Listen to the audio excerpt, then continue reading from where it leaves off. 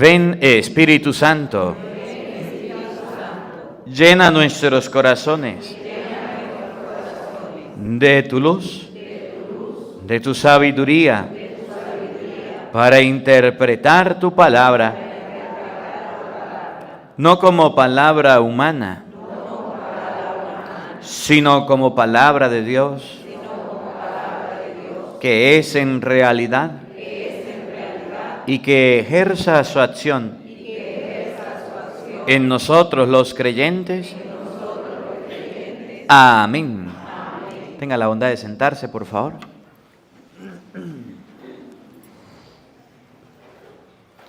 Buenos días, buenas tardes, buenas noches para todos. Bienvenidos a la celebración de la Eucaristía.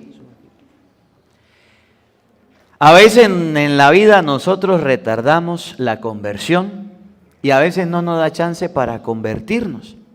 ¿Y qué es la conversión? Cambio de vida. ¿Qué es la conversión? Cambio de vida. ¿Usted no está cansado de que sus hijos no cambien y sus hijos no quieren cambiar? ¿De que su esposo no cambie y no cambia? ¿De que usted, su esposa no cambie y no cambia? Aquí todo el mundo quiere hacer lo que quiere. Yo venía para acá. Y estoy pensando, ¿no? Porque yo siempre voy viendo los ejemplos para meditar, para reflexionar, ¿sí? Sin afán de ofender y sin afán de insultar, pero las cosas hay que decirlas.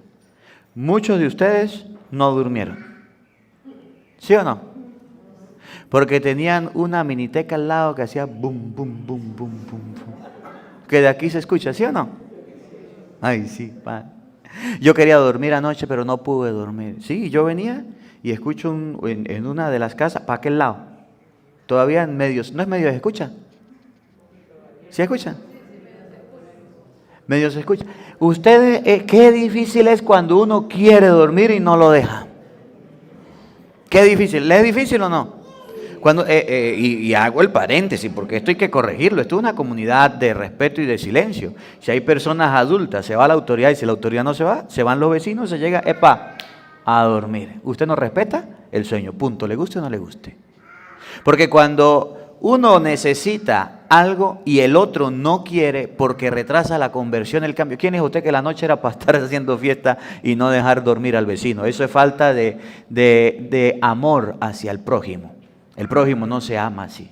¿Por qué le coloco el ejemplo? Porque es un ejemplo que está sucediendo, pues ejemplos que pasan.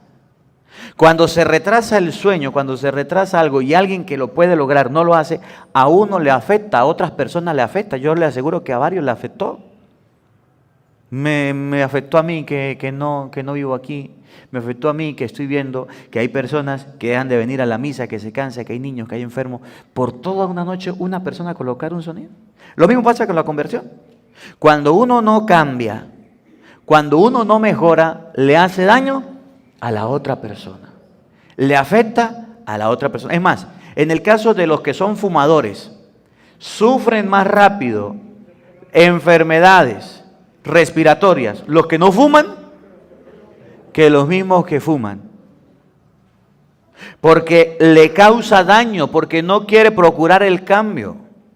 En el caso de los que son tomadores, sufren consecuencias de golpe, de malos tratos, la esposa del tomador, y el pedazo de borracho se cae y no le pasa nada. ¿Sí? Entonces las consecuencias que ustedes y yo estamos dándole a las personas son terribles por nuestras acciones. A veces no dejamos que las otras personas puedan tener una vida feliz y tranquila porque ustedes y yo tenemos malas actitudes. Lo mismo pasó con San Pablo. ¿Por qué les digo? Porque San Pablo, en el libro de los Hechos de los Apóstoles, capítulo 22, versículo 3, nos recuerda que a él lo mandaron a meter preso a los cristianos. Y ustedes saben que un día San Pablo se paró y se puso a hablar y los cristianos temblaban. Y los cristianos estaban asustados. Cuando San Pablo fue a predicar, porque era discípulo de Gamaliel, sabía mucho de ley, lo mandaron porque era experto, era preparado. Los cristianos decían, para allá no vamos. ¿Pero por qué no quieren ir? Porque ese es el que mete preso a los cristianos y les quita la vida. Le tenían pánico. Antes de la conversión, ¿qué hacía San Pablo? Llegaba así a la iglesia, no había una estructura, un templo, estaban las personas reunidas. Llegaba con un poco de personas, de soldados, de fariseos, de saduceos, de gente judía, y encerraban a todos los cristianos, y después de la predicación, después de la fracción del pan, los agarraban y decían, están presos, están detenidos, y le habían dado permiso para llevárselos presos. Es decir, terminada la misa, había un convoy esperándolos para llevárselos todos encadenados, presos. ¿Quién va a ir a misa así? Que a usted le digan, si usted va a la misa, cuando termine la misa, ahí va a haber un convoy para llevárselos presos. ¿Quién viene? Ni el padre. Nadie. ¿Quién va a querer? Y eso es lo que hacía San Pablo. Cuando San Pablo se para a predicar en el cristianismo, pues la gente ya le tenía pánico, la gente le tenía miedo, decía, ese es el que persigue, ese es el que los mata, ese es el que los mete preso, no vamos a ir. Y le costó. Pero San Pablo dio el cambio. Cuando uno da un cambio, nadie le cree. Cuando uno da un cambio, nadie da una prueba. O nadie dice, yo creo en esa persona. Nadie.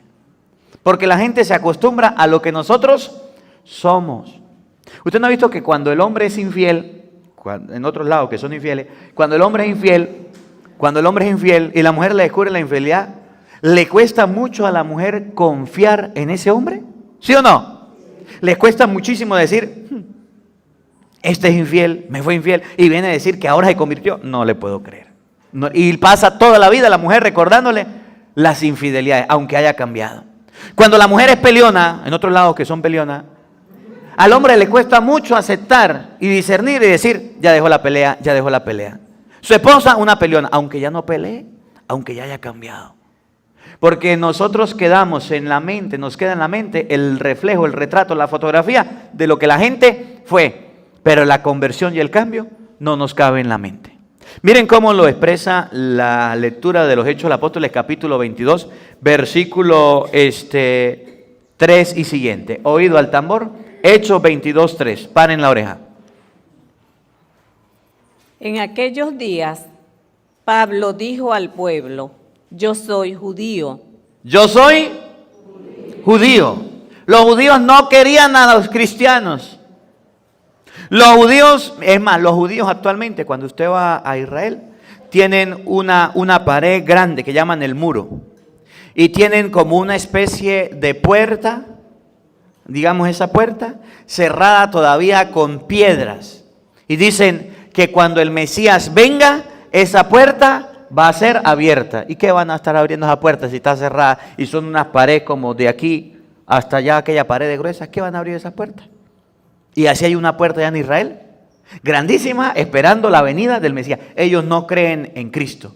Y dice San Pablo, yo soy judío, se presenta. Es decir, a los judíos les cuesta creer en Cristo. Oigan. Nací en Tarso de Cilicia. Y dice el lugar donde nació para representarse como judío. Oigan.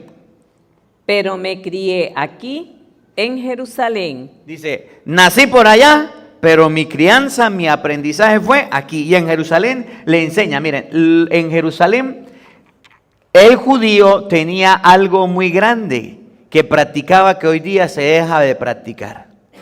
El judío practicaba mucho la memorización. Por ejemplo, la palabra Jehová es una palabra que emplean los testigos, pero que es incorrecta. Porque los judíos no utilizaban las consonantes. Las consonantes la agregaron después para que nosotros pudiéramos aprender las palabras. La palabra correcta no es Jehová, es JHWW. Y así pronunciaban. Y para pronunciar una palabra con puras consonantes, haga la prueba para que vea. Pero el judío tenía una mente tan brava, tan buena, que se aprendía las consonantes. Y las vocales las memorizaba, no necesitaba de escribirlas, las memorizaba. Podía leerlas sin necesidad de decirlas. Por eso esa palabra, esas vocales, no son agregadas por los judíos, son agregadas por las sectas protestantes, las vocales. No sé si me explico. Entonces, JHWW pronunciaba puras consonantes. Y San Pablo dice, yo nací, me crié en Jerusalén. De niños se aprendían de memoria. ¿Ustedes se acuerdan de Jesús en el templo? ¿Se acuerdan? Cuando Jesús estaba en el templo, ¿qué hacía en el templo? No era que estaba en la iglesia tomándose una foto. Jesús estaba en el templo discutiendo y hablando de la ley. La ley eran 5 libros. Los primeros 5 libros de la Biblia, ¿cuáles son? Génesis, Éxodo, Levíticos, Número y Deuteronomio. Y el judío tenía que aprenderse esos libros. Tenía que saber, tenía una memoria extraordinaria. A usted le cuesta aprenderse un versículo. Ellos tenían que aprenderse toda la ley. Eran más de 1000 preceptos de la ley. Y cuando San Pablo dice, me crié en Jerusalén, significa que ahí aprendió lo que era la ley. Escuchen. Fui alumno de Gamaliel. Y San Pablo dice, ¿saben quién fue mi maestro? Lo máximo con lo mito. Gamaliel. No había en Jerusalén un profesor, un maestro mejor que Gamaliel. Para enseñar la ley, lo mejor que había en ese tiempo era Gamaliel. Y San Pablo dice, ¿saben quién fue mi maestro? Gamaliel. Es decir, ¿aprendió bien, sí o no? Sí, miren, los maestros, y saludo a los maestros y felicito a los maestros, pero los maestros son una cosa brava. Sí, y lo digo porque mi papá es maestro. Y los maestros cuando son buenos enseñan porque enseñan. A mí me costaba muchísimo aprenderme las tablas de multiplicar. A mí también, padre, pero a mí me costó más que usted. Muchísimo. ¿Y saben quién me enseñó? Mi papá. Eso sí, durmiendo, acostado, parado, en el carro, comiendo, en cualquier lado. ¿Cuánto 8 por 7? ¿Cuánto 8 por 7? ¿Cuánto 7 por 8? Eso era lo que me preguntaba. Y me las enseñó de lo mejor. Y las aprendí. Aún no se lo olvidan, ¿verdad? Pero las aprendí. Mi papá me enseñó a leer. Mi papá me enseñó a escribir. Mi papá me enseñó todo lo que yo tenía que aprender para ir a la escuela. Y cuando iba a la escuela, ya mi papá me lo había enseñado. Pero yo era muy tapado y no retenía mucho. Y no salía muy bien. Pero él me enseñaba. Menos mal. Y San Pablo dice, ¿saben quién fue mi maestro? Lo mejor, Gamaliel. Oigan, y escuchen la descripción que él dice. ¿Por qué dice todo esto? Porque él va a decir que aprendió la ley de la mejor manera, pero que tuvo un cambio. Escuchen. Y aprendí a observar en todo su rigor la ley de nuestros padres. ¿Ve? San Pablo dice, yo aprendí a observar en todo, de cabo a rabo, la ley de nuestros padres. ¿Y cuál era la ley? 5 libros que habían. Génesis, eso lo viste, Número y Deuteronomio. Y la aprendió. ¿Quién se la enseñó? Gamaliel. ¿Dónde la aprendió? En Jerusalén. Oigan. Y estaba tan lleno de celo por las cosas de Dios como lo están ustedes ahora. Y San Pablo dice, si alguien tenía celos por las cosas de Dios, era yo. Por eso San Pablo llega en Gálatas 1:6, llega a decir, aunque venga del cielo una persona a predicarles un evangelio diferente, aunque sea un ángel, al que le hemos predicado, maldito sea. San Pablo dice, yo estoy lleno de celo y celo de Dios por ustedes, porque Cristo los casó con una virgen y yo quiero casarlo. Y empieza a decir, cuando él siente celo significa que a él la amaba tanto la ley que quería que se cumpliera, que se hiciera, que se practicara. Así como cuando el maestro enseña, quiere que el niño aprenda bien y está celoso. Y no es lo mismo un maestro antiguo que un maestro actual. Y siquiera hagan la prueba. Un maestro de los antiguos tenía celo, amor, cariño. Un maestro de los antiguos trabajaba y era que enseñaba. Un maestro actual enseña, pero no tanto como el antiguo. Disculpen si hago alguna comparación que no les guste, pero cuando uno tiene celo por las cosas, enseña las cosas bien. Y si no, ¿cómo es posible que un niño hoy grande ya no sepa leer si ya pasó por la etapa de la lectura? ¿Y antes usted aprendía a leer de por las buenas o con un reglazo por el rabo? Oigan. Perseguía a muerte el camino cristiano. Y San Pablo dice, en ese celo, mi vida era perseguir a muerte al camino. Cuando alguien dijera, soy cristiano, a ese se lo llevaban para matarlo. Oigan. Encadenando y metiendo en la cárcel a hombres y mujeres. Los que fueran a misa van presos, ninguno va. Por eso le tenían miedo a San Pablo. Esa era la vida de San Pablo. Eso, y a él no le da pena decirlo. Esa era mi vida, yo hacía eso. Oigan. como pueden atestiguarlo el sumo sacerdote y todo el consejo de los ancianos. Ellos me dieron cartas para los hermanos de Damasco y me dirigí hacia allá en busca de creyentes para traerlos presos a Jerusalén y castigarlos. San Pablo dice que su función era meter preso a todos los que dijeran que son cristianos. Yo soy cristiano, va preso, encadenado. Y los sumos sacerdotes, los fariseos, lo de la ley, le dieron cartas de permiso para que hiciera y deshiciera. Pero aquí está la conversión. Para no alargarnos, escuchen lo que pasó con San Pablo y qué es lo que Dios nos pide hoy, qué significa conversión, qué significa cambio. O cómo nosotros podemos convertirnos. O una clave para la vida. Las personas que quieran saber cómo sus familiares que viven en vicio, en pecado, en malas condiciones, están haciendo las cosas malas, cómo ellos pueden cambiar, cómo ellos pueden tener una transformación o conversión, aquí San Pablo lo va a decir. Escuchen.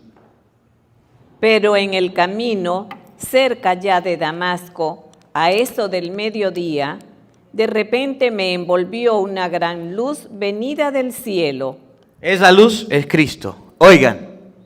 Caí por tierra. Escuchen. Y oí una voz. ¿Y qué? Oí una voz. ¿Y qué? Oí una voz. ¿Cómo sucede el cambio en una persona? Cuando escucha una voz. ¿Y quién es el que habla o quién es el que dice o quién es el que pronuncia esa voz? Cristo. En español. Usted quiere lograr cambios grandes en su vida, conversiones, lea la Biblia. Usted quiere cambiar a su familia, que mejore, léale la Biblia.